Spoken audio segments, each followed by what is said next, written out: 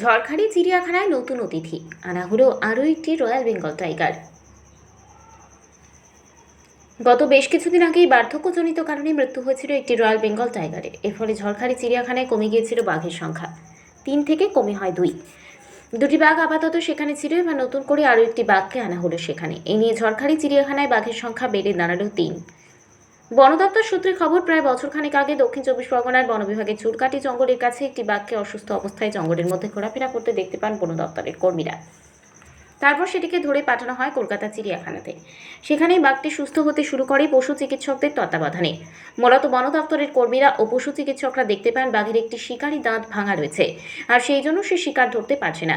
শিকার ধরতে না পারার কারণেই কমে গিয়েছে বাঘের ওজন, দুর্বল হয়েছে শরীর। অবশেষে পশু চিকিৎসকরা চিড়িয়াখানাতে রেখে তার চিকিৎসা শুরু করেন। বাড়তে থাকে বাঘের ওজন, 65 কেজি থেকে ওজন বেড়ে বর্তমানে 100 কেজি হয়েছে। ঝড়খালি চিড়িয়াখানাতে একটি বাঘ কয়েকদিন আগে মারা যাওয়ার কারণে সেখানেই আনা হলো তাকে। এ বিষয়ে দক্ষিণ চব্বিশ পরগনার বন বিভাগের বন আধিকারিক নিশা গোস্বামী বলেন, বাঘটি আপাতত সুস্থ রয়েছে। যেহেতু জঙ্গলে সে শিকার ধরতে অক্ষম ছিল, তাই তাকে সুস্থ করে জঙ্গলে ফেরত না পাঠিয়ে ঝড়খালির অ্যানিম্যাল পার্কে আনা হলো, যেখানে পর্যটকরাও বাঘ দেখে আনন্দে উপলব্ধি করতে পারবেন।